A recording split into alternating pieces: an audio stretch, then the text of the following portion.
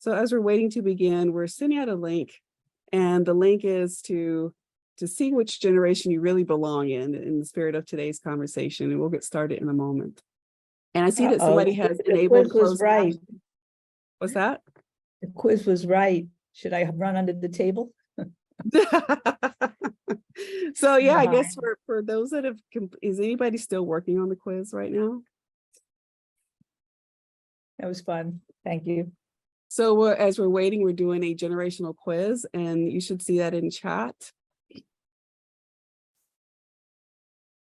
If you do not, let us know, and we'll put the link back in there. How dare it tell me I'm old-fashioned.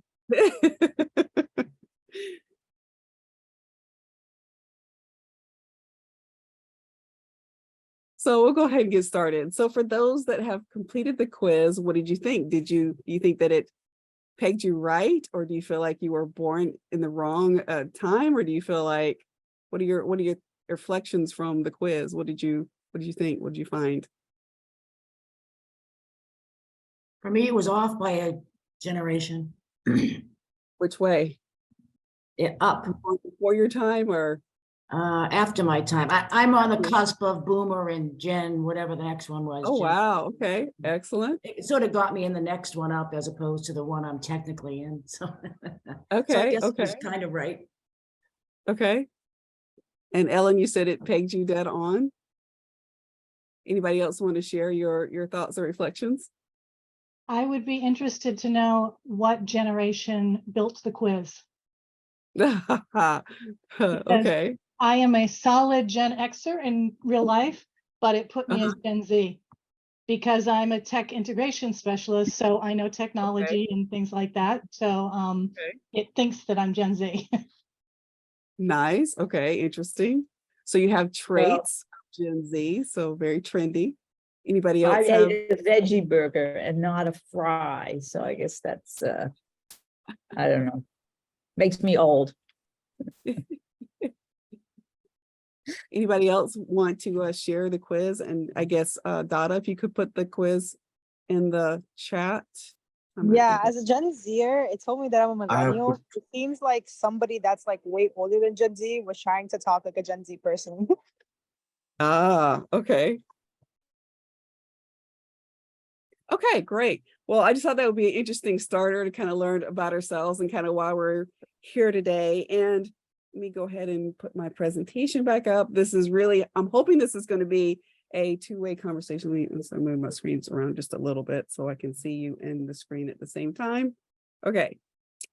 So, and really kind of why are we talking about this today? Why is this the subject?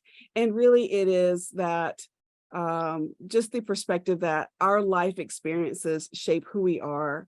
And there's common life experiences that we might have had based on what was going on in the world, what going on in our own lives that shaped who we are. And a part of really even, we talk a lot about holistic student success in the university. That's one of the university's priorities. And part of that is really just relating and understanding each other and just having that perspective of understanding and being able to really make those connections. And so I thought it would be interesting to have this conversation. Now this, you just, I guess if you wouldn't mind to raise your hands, who in this group is a student? Do we have any students here? And who in this group is faculty? Okay, excellent. And do we have anybody in this room who are staff members? Okay, perfect. So we do have a mix of us in the room. Between a staff and a faculty, I have multiple roles. Okay, excellent.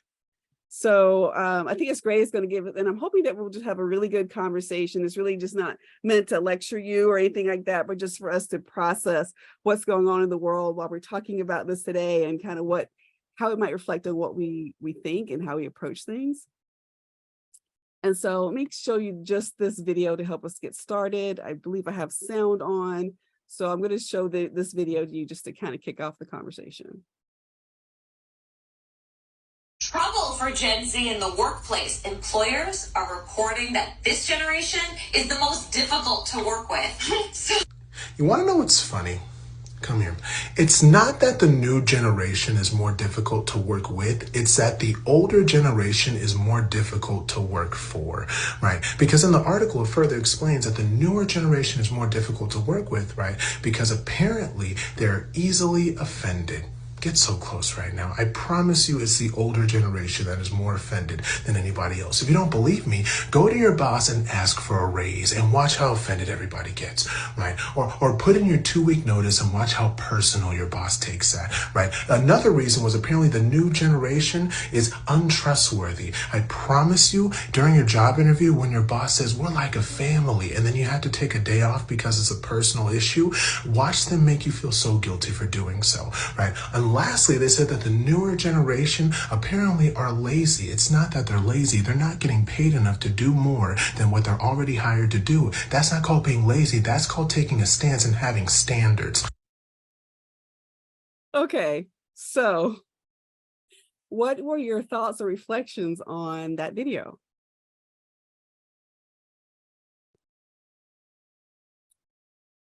Anybody want to share? Agree, I'll- disagree? I'll share. Can I ask a first order question? Sure. What is a Gen Z? I mean, I guess I don't know. Their generations seem to come very quickly. It used to be a generation was 25 years long. Now it seems to be like every 5 years there's a new generation. So what exactly is a Gen Z compared to all the X's and Y's or millennials? And what's the difference between a millennial and a Gen Zer? That's a good question. I was going to cover that in the next slide, but basically it's people that were born, born between 1997 and 2012 is the age group for that. And there's a little bit of difference in exactly what years they are, but those are people that are currently in their maybe 20s, somewhere in their early to mid 20s or younger. Okay.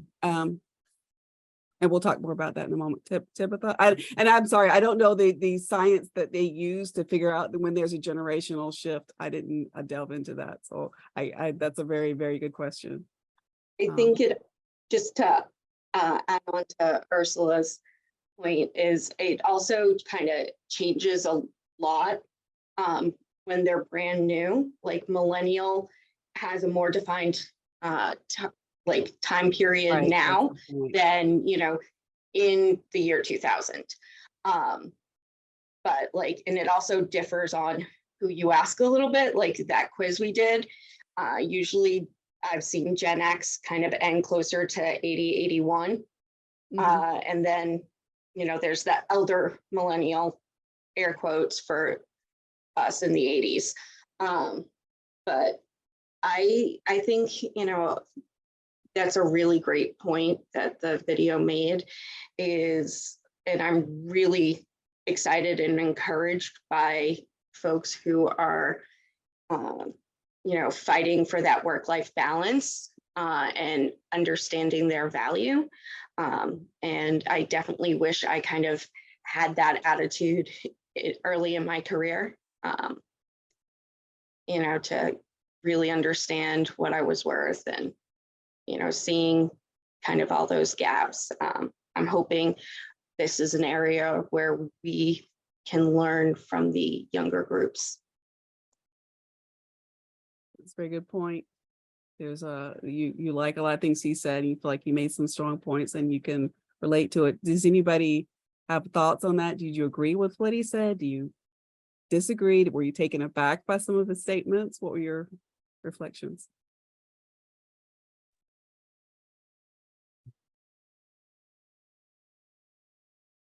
Okay, go ahead. I thought it sounded a lot like every intergenerational, every older generation seems to think the younger generation is lazier. And every younger generation thinks the older generation is, out of sorts and out of tune with everything and too stuffy and too et cetera. So it doesn't seem all that different. Some of the specific details may be different, but some of the complaints, intergenerational complaints, don't seem like anything different than what I've heard between like my grandparents to my parents, me to my children, or nieces and nephews, et cetera. It doesn't seem much different. Yeah, good point. Elizabeth? Yeah, I was just gonna say, I generally agree with Ursula. Hold on here, I don't know why my video went out. But there we go. Although I will say that in the it's sort of, so I'm part of the baby boomer, but in the people who are older than I, they really experienced that clash between authority and students.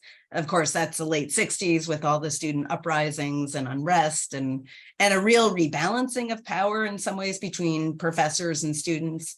So I'm kind of two minds about that, because I feel like we haven't seen that kind of shakeup in decades, really, that we did in the 60s and 70s.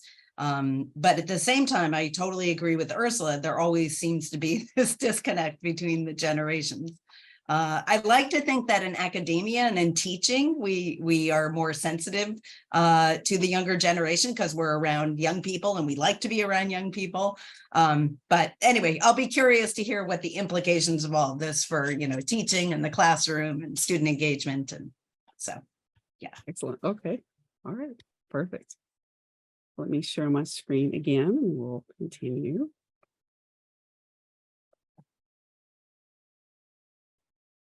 So we asked a very good question, who is Gen Z? So basically Gen Z born and between 1997 and 2012, there's a little bit of, depending on who you ask, a little shift in those years, but that's the gist of it. They make up about 20% of the population in the US, and they're primarily the children of millennials. So you're looking at people who are the oldest are leaving college, entering the workforce and starting families. And of course, you see there's the range. So that wasn't done this year, but that's the approximate range. I think it's 28 now. And I think somebody made a good point. It's still shaping up what this generation means. So that was a very, very good point. But just to kind of share a little bit about this is the generation that was born into the digital world. So they've never known a world without the internet. They have that always on connectivity. The events in the world have shaped this generation. And let's talk more about what this generation has experienced and what they care about. So in terms of influential events that have shaped Gen Z, these are just some that I've captured. And just as you look through this list, I like your thoughts on this list. If you think of anything that maybe should be on the list, but things that are events that you feel might have shaped the generation where this is happening during their lifetime, and this is what has influenced them. Mm-hmm. Yeah.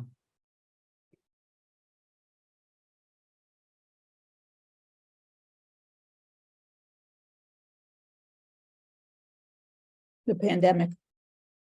The pandemic. It's a good one. Yeah. I don't see the Great Recession on that. Great Recession. Yes, definitely should be added. It's very good add. I would put something on there like the Me Too movement. Me Too movement. Yeah, I would also, although the scope and the changes in the way that the LGBTQ plus arena is being viewed, and I know it's recent, but all the different stuff that's coming up now, but that's definitely in there too. And also, a lot of this generation were either in high school or college when the pandemic shutdown happened, and pretty crucial times in their development. Yes, all excellent. I would also say political polarization is so much more extreme than Oh, it used to be. absolutely. Yeah. Mass murders all the time. Yes. Yep. The killings in Newtown. Yeah, you could just put gun violence. Yeah, that's it. So a lot of turmoil, a lot of turbulence, a lot of instability is what they say here, a lot of change mixed with hope for a better future. So you can see how, if that's your life experience, it would impact how you think, tend to influence anyway. I'm not saying everybody is the same, but it's basically what these events have shaped the experiences that those in Gen Z have had. So and those are really good additions. Let me share with you another perspective. This is from the perspective of those who are identify with being in Gen Z. So this is from their own words. What is Generation Z?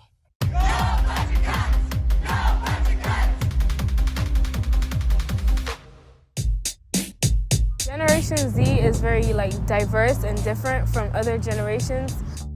Gen Z is the kids of today. We're passionate about social justice and we leverage our identities to create a world that's better for everyone. Generation Z was born 1997 or after. Its members are in their teens and early 20s, and they're the most racially and ethnically diverse American generation yet.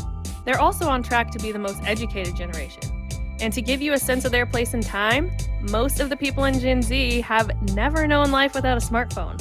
Gen Z is really the identification for people who grow up purely in this new era of communication and technology. Gen Z is the activist generation. We stand up for what we believe in, whether that is that Baby Yoda is the cutest thing of all time or that climate change is bad. We have the internet, we have each other, and we have the bonds that we've been able to create to truly form coalitions and actually make change. In a brand new podcast from the San Diego Union Tribune, we'll get to know this new generation that's literally changing the face of America. And you'll hear directly from them about what they are and aren't. People should know that Gen Z is not just about being bound to our phones, it's also being bound to an increasingly populated network of knowledge. So I think that Gen Z is really hyper-focused on the bigger issues in society as opposed to just what's happening in my community. And for that reason, I think that we're more likely to see change on a global level or even just a larger level, like a national level, than we were likely to in previous generations. Join us as we introduce you to this generation just as it's entering the workforce and coming into power. Just as some of its members are voting for the first time. Just as the coronavirus pandemic has upended everyone's life and reshapes Gen Z and its future. So say hello to Gen Z, coming soon to your favorite podcast app. Okay. So I think that reflects what we have talked about, but were there any surprises in the video or anything that you see more clearly? Any thoughts?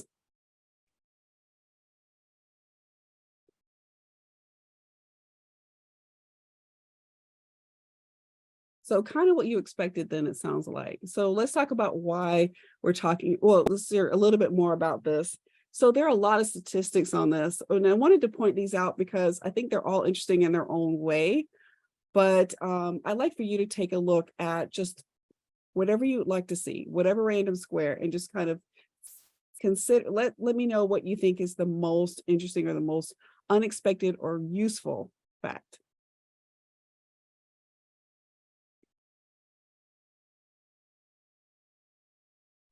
I think one of the most useful things is the fact that Gen Z is really tuned into a lot of social unrest. I would say that we have a lower tolerance for injustice, which I think is kind of comes with globalization power because we are the age of the generation of the internet. So it's not that we're experiencing more social unrest, it's just that we know about it more often and we see it more often. And it's easier to organize when you have social media. Okay, good points. And let me ask you a question. So building upon that, I remember a generation where people only wanted to hear about US news. They didn't really care about what was going on in the rest of the world. I don't know if anybody on the call remembers that day, but the news basically was just focusing on the US. And from what I'm hearing, Gen Z growing up with cell phones and all mobile access is more aware of what's going on in the world and kind of thinks of things more in a global context. So I guess just a question for you, Helena, is that something that you would agree with, or do you kind of feel like that's incorrect? I agree in some aspect, but I do still feel like a lot of people are very US centric in their views. And I don't think that's something that is bound to change anytime soon, unless it's changed from the bottom up, just because of the way that the education system is in the US. But I do know a lot more people that are trying to go into foreign relations and stuff like that. So I guess there is some truth to it. Okay. Anybody else want to? Okay, Christina?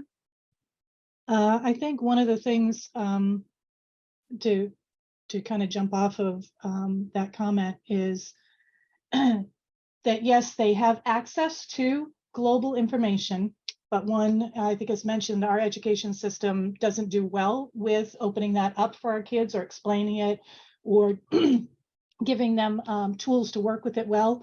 But the other thing to remember about being online and social media is we live in a daily soup of algorithms, and we build our own little echo chambers. So, you know, you can build an echo chamber of the causes and the activity that you are interested in and still be completely unaware of the other things that are going on because you don't follow a certain person, you don't click on certain things or whatever. The algorithms kind of keep you in place. Very good points. Thank you. Anyone Yeah, else? can I say something that sometimes the discussion isn't within this algorithm. In fact, crime has not increased. I mean, the perception of crime is very different from actual crime. Crime did increase a lot between the 1960s to the 90s, but then it has been going down since then in the last 30 years. But the perception of the crime has been going up. So you know, a lot of these things are based on stereotypes and also on the life of upper middle class white people in the United States. I just want to remind everybody that a lot of these generational things, even though the concept was invented about 90 years ago by these sociologists, it's really been popularized by the marketers. So it's about segmenting the market. It's not about the reality of people. So just want to highlight that. I'm sort of like, just remember that the discussion is always in the echo chamber already. And one of those is to think that, you know, that there's more crime. But the fact is the other way around. And the same thing around that, saying that it's more progressive one generation or the other. I sort of have serious doubts about that. I mean, if you think about it, there has never been a movement like the civil rights in the 1960s since then that really changed the country. It does not mean that has not been protests after or whatever, but you really think about that and what it did to the country compared to whatever movement after. So there is a lot of talk about those social change, but I'm not so sure that's real. And in that sense, you know, I worry about this. I mean, I want to learn more about where our students are, but I'm not so sure this is so useful in terms of thinking about where we are located. I don't know. Maybe I'm thinking like a boomer, skeptically about this. So we could be influenced by the media. So so the conversation becomes again sort of like a rehash of the stereotypes that reflect only a very small segment of our population, considering that we have a more diverse, what we do have right now is a more diverse student group than we used to maybe 30 years ago, 40 years ago. Just want to know that. Okay, great, good points, Christina. So think about when you were their age and the future in front of you and what it looked like for you and how you perceived it. For me, it was you get married, you have kids, you do this, you retire, and it was a certain linear thing, right? And that's not the same for these guys. Purchasing a home is out of reach for them. The job market is very different for them, and the perception of the jobs that you do is very different for them. So I think that we lose sight of that a little bit too, in that what they are looking at and what they are advancing towards is very, very different than what we were advancing towards. And that's not just I'm Gen X, but several generations in, you know, a block of time. And it's very uncertain for this group. And I think them trying to grab hold and have control of as much of their own lives as they can is fantastic, whether it's going to be through social activism, through boundary setting, through making choices that they believe are going to be most beneficial to them. Just food for thought there. Yep. Very good points. Taking that stance that benefits them based on where they see their lives going or where they'd like to see them go. So along those lines, the statistics here that says Gen Z say they're looking to be financially independent by age 30 and that being their number one goal. Do we feel like that's unusual or different than in the past? What do we kind of feel like that reflects?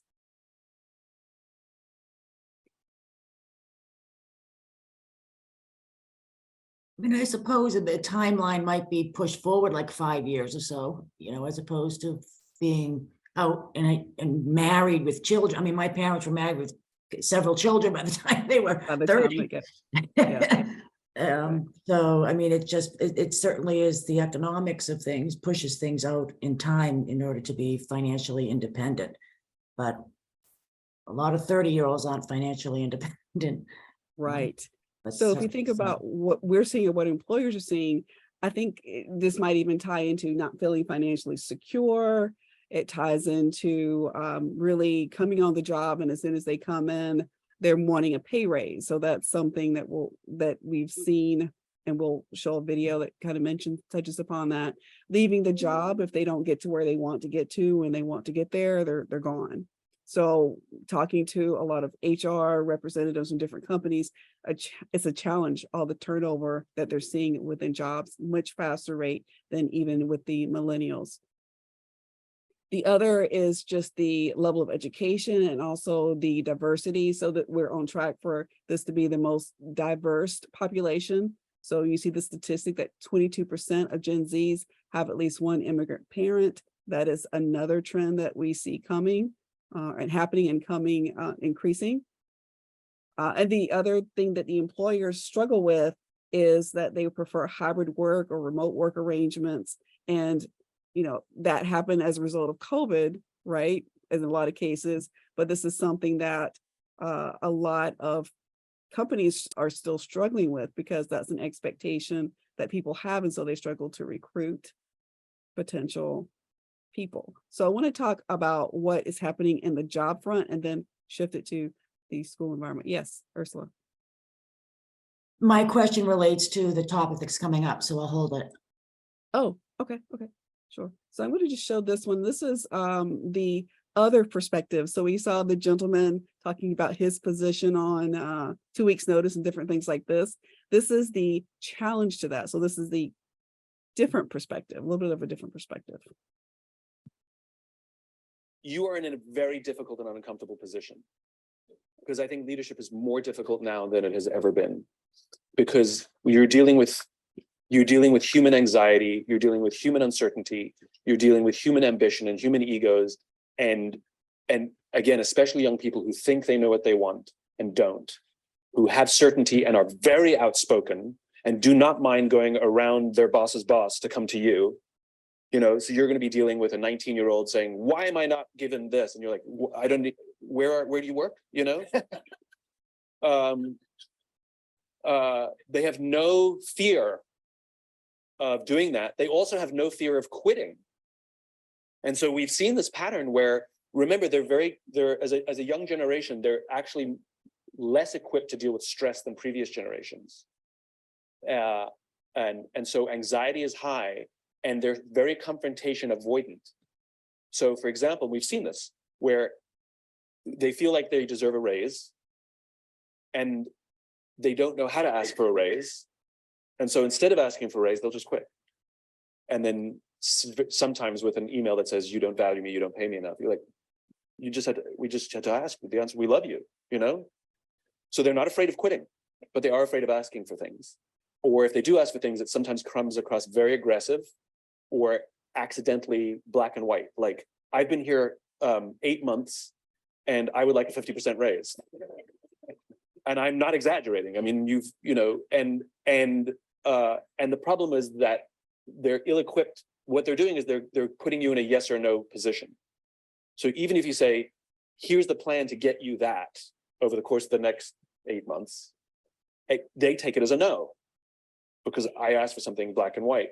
And so one of the things I think there's a huge opportunity for our company is to help people to build in training that helps them with their human skills. I hate the term soft skills. Please, let's never use that term again.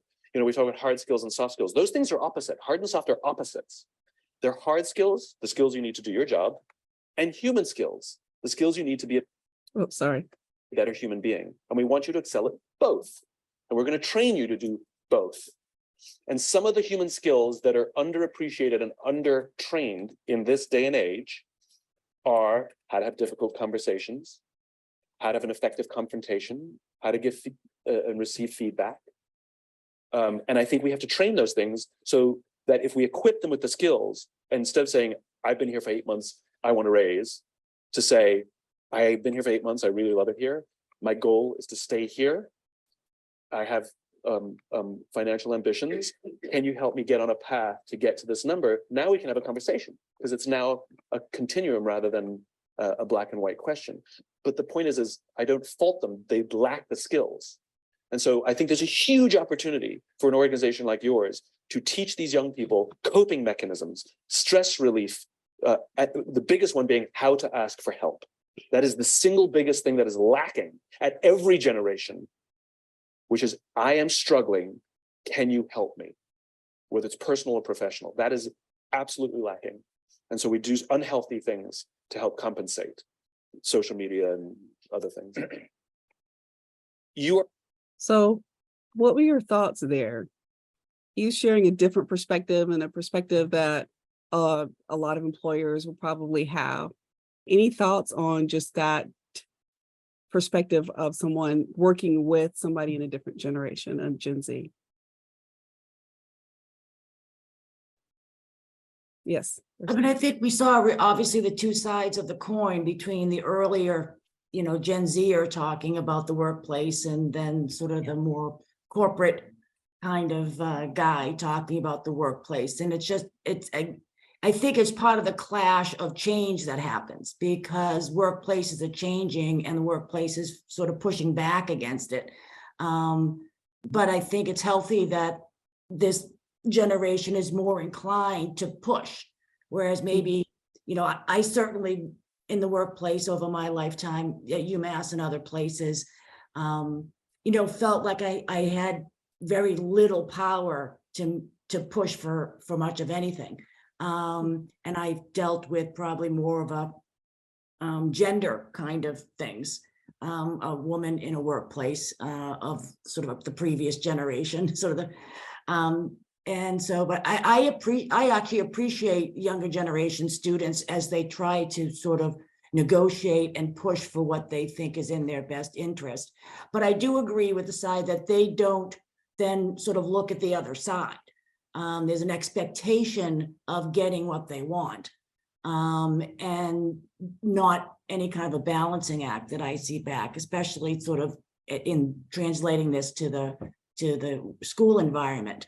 I always appreciate students who ask for things, even if I think they're outrageous. I'm like, you've got to be kidding me. You want me to give you a makeup exam because you're going to a concert the night before? Are you kidding me?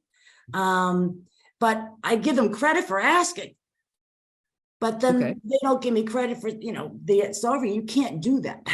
I can't make that change for you. That's not a high enough bar. So you have to decide whether you want to go to the concert or you want to take the exam. I mean, that's entirely up to you, that sort of thing.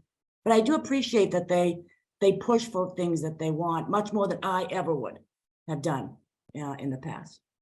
So you appreciate the fact they express themselves, but you feel like they might need to understand the rest of the world as well and adapt to it. Yeah, I appreciate that. My father always told us you can always ask, but don't be surprised if the answer is no, right? And they're surprised when the answer is no. I think that's something that comes with age, though. Like, I think that's just something that everyone has to grow into, not just specifically Gen Z. I feel like I've definitely seen ways in which I've been selfish and like not be considerate of other people's feelings, but I feel like as I get older, I get better at it. And I think that's just something that comes with experience, period. Like with every young person from any generation, is that you need to learn how to be considerate of other people's feelings, because when you're young, of course your parents cater to your feelings and stuff. Very good points. Any other thoughts? If I could just respond back, I know that obviously every generation has to learn how to interact and get socialized in the workplace and education. But having taught in higher education for 30 years or more now, actually, one degree or another, this generation, there seems to be a real shift. Maybe it's been slow in coming, I'm really only noticing now. But when I first started teaching, even well into the 2000s, when I was teaching, you gave students an assignment, they did it. You asked them to read chapter 5 for next class, and they read it. You told them that this is the exam date, and they changed their lives around the exam date, and you didn't have half a dozen of them coming and wanting some sort of accommodation for something, major or minor. So I appreciate, especially there are major things that students stand up and say, look, I have a this, I have a that that's coming up, and I can't make that. And to get accommodation for that, I never would have done that. I would have changed my whole life around because I had an exam, as opposed to going to a professor and saying, look, I have this life thing that's happening. And so could I please have the exam changed for me? Never would have happened. And, probably for the first 15 years of my teaching experience into the 2000s, that was probably a similar kind of experience. And then slowly but surely, students became more assertive of their needs. And learning to accommodate that has been sort of part of my evolution as an educator. Very good. Other comments?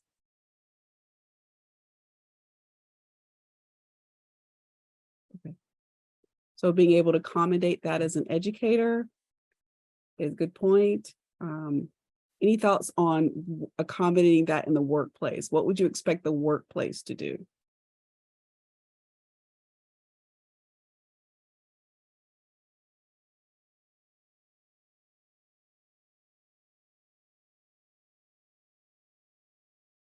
So I'm going to share this with you. And it summarizes a lot of things we've already said, but I wanted to highlight a couple of points, and I'm making this a larger screen, and I will share it if I can. This is a rather large infographic. And this basically is from a large HR organization, and it really sums up a lot of the experiences of millennials versus Generation Z. So we talked about we haven't really talked as much about this, but we talked about the equity and the activism, but actually being focused on promoting diversity in the workplace, job security, and pay raise. So the items that we're talking about here have been captured as a major trend. It's impacting a lot of employers and people entering the workplace. Displaying a competitive spirit and choosing to work independently versus working in a collaborative, team-oriented environment has also been pointed out as a difference in work preferences. So I'll ask, is it something that you've experienced in your classrooms or in your work environments where there is a difference between work preferences and whether somebody would rather have their own space or whether would have a shared space in collaborative environment? Has anybody experienced that, or is that impacting your interaction?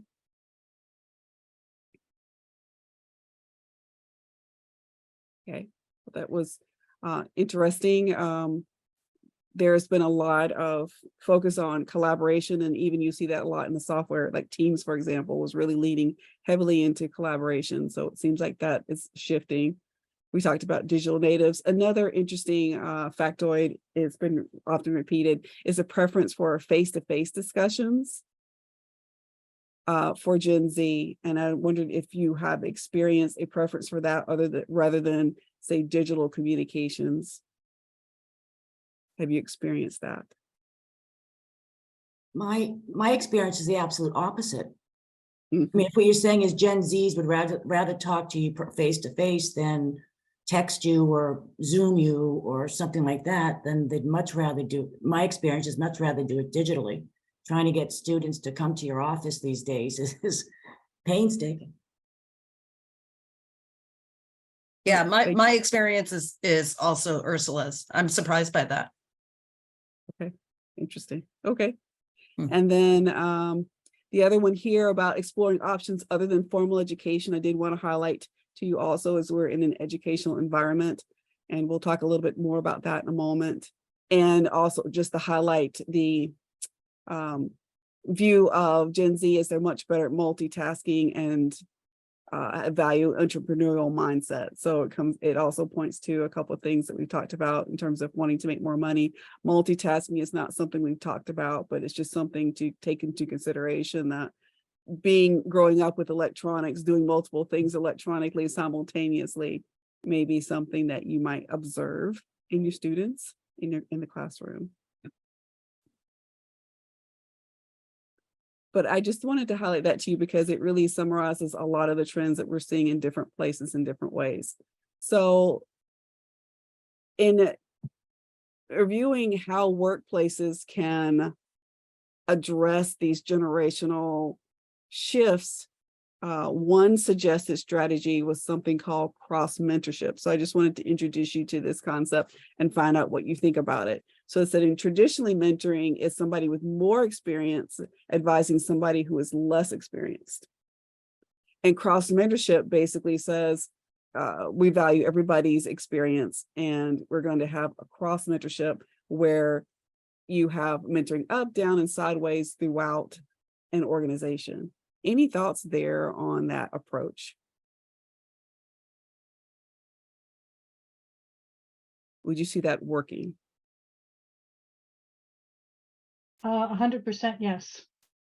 We try to do this. For example, we have a curriculum instruction and assessment team, and we at CIA, and we have a student group that does this as well. And we teach them about it, and then they turn around and teach us from the student perspective what they like, what they don't like. Then they're trying to then outreach to their peers and help them with good study skills and different things like that. It's something that through the social media aspect that I'm hoping to expand this year, where our students will start talking to our faculty about how they use social media, how they approach it, what it means to them, those different things.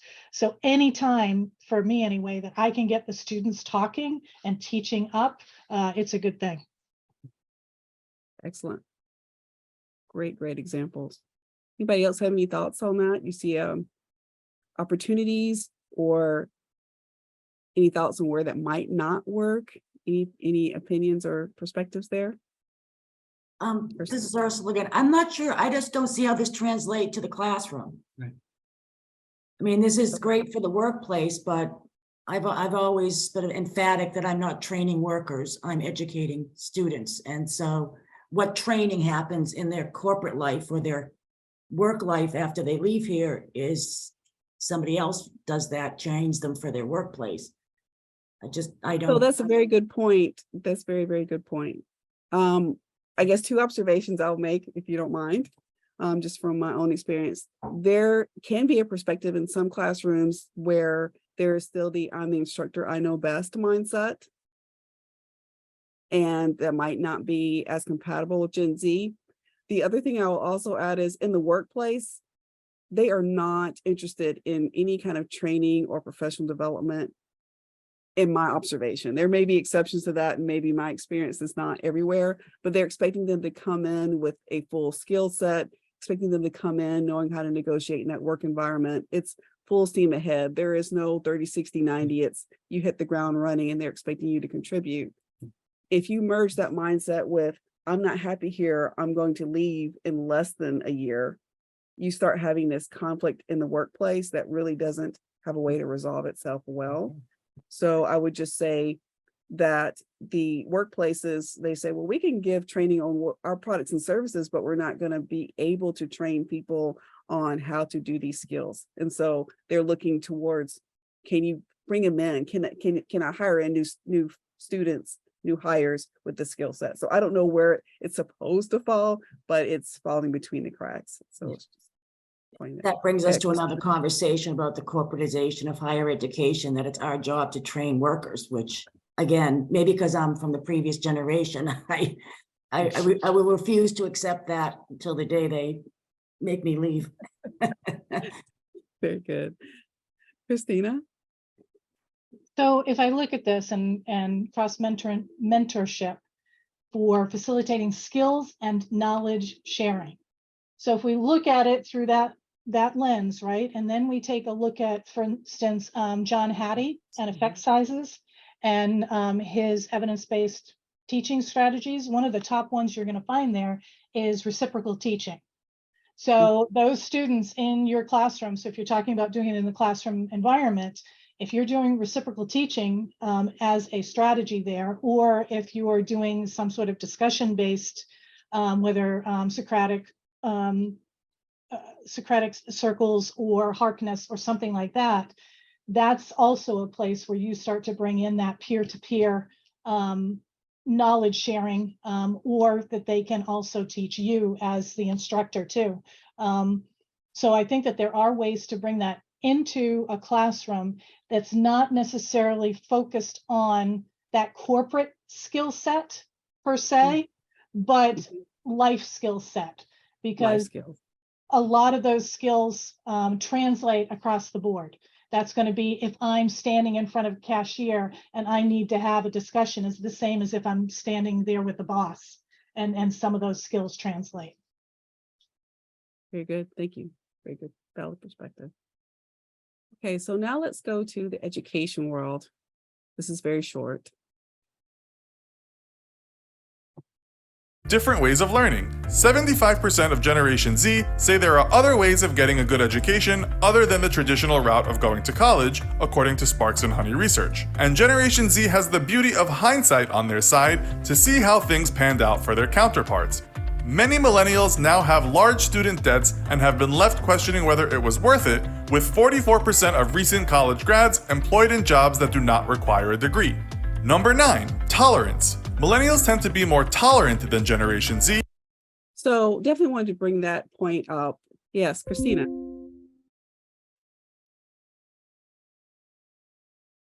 Sorry, I think that I've just forgot. As they have generally.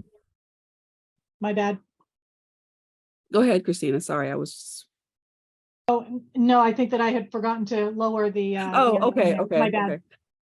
So just to highlight the key points there, the Gen Zers are seeing the millennials, their parents, saddle with large student debt. They're looking at different ways of learning that aren't necessarily formal education. So definitely something we wanted to talk about here in this forum. And so the question so there are some questions that posed on the screen. What are some ways that Gen Zs are learning outside the classroom? And also, what can we do in the classroom to adapt it towards how they want to learn? So just as a sharing, what ways would you see Gen Zers or even yourself learning about subject matters outside of the classroom, outside of the formal education?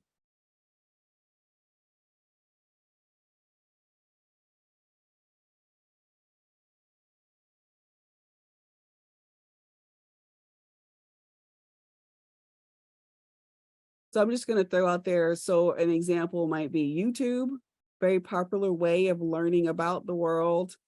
If somebody's into podcasts, there's all kinds of social media channels there. There's also kind of online courses. There's sites like LinkedIn Learning. All those can be used to substitute or enhance the level of knowledge somebody has about a subject. So then the question would be, knowing that that is a way that people are learning about the environment, what might that impact, how that might impact how you teach in your classrooms?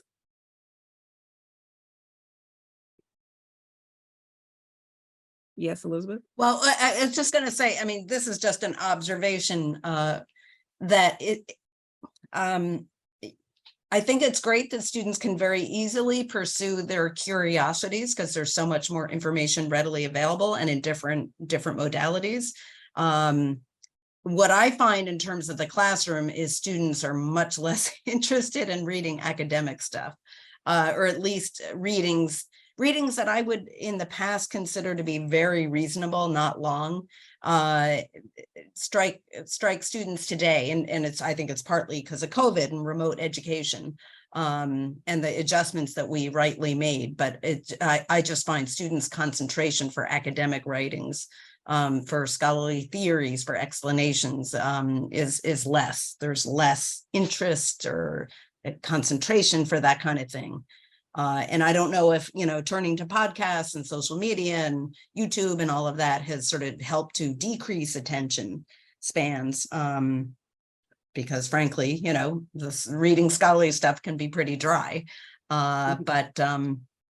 So anyway, so I mean, I can see benefits to their, as I said, sort of pursuing their curiosities and bringing in important information and context and all of that into the classroom experience. I think that's very dynamic.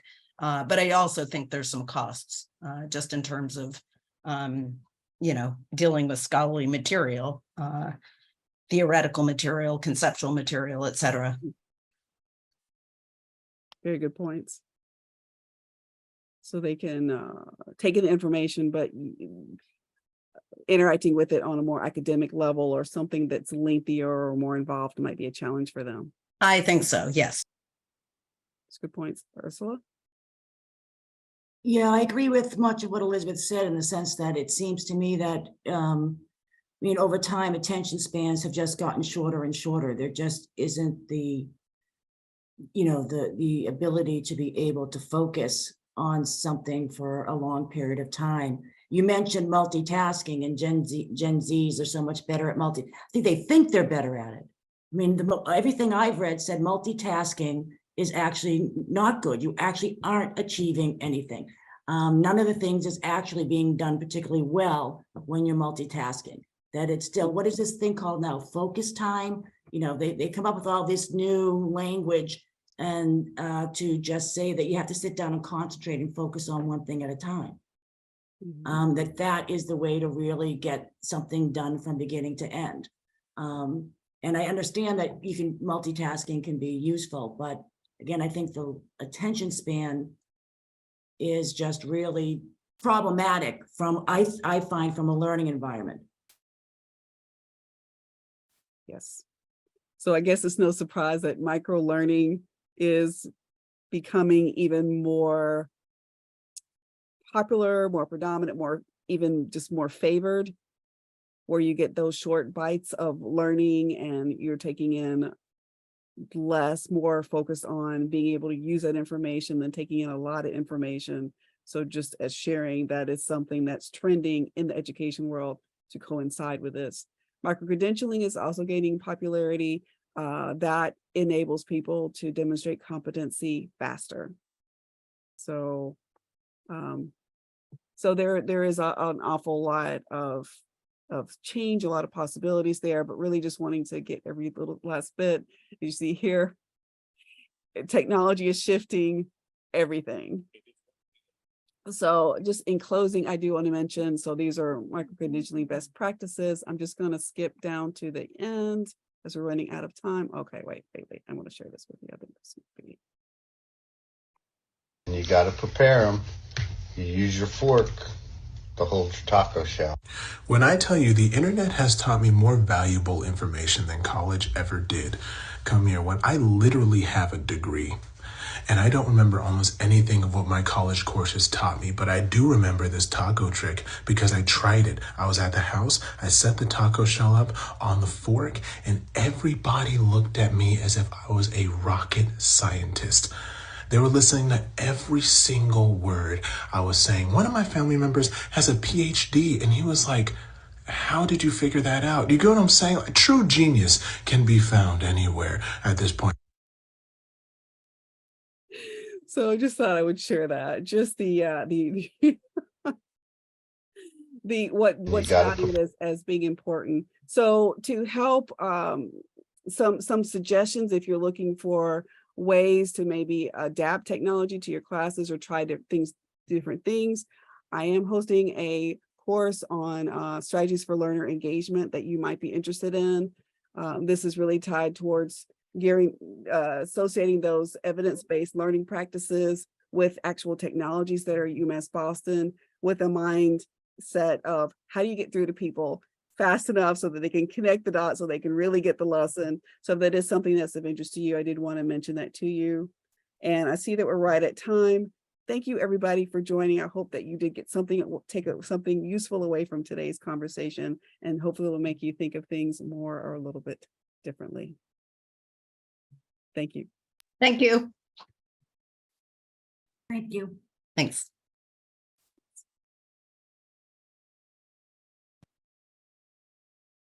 Okay. Oh, sorry. Problem?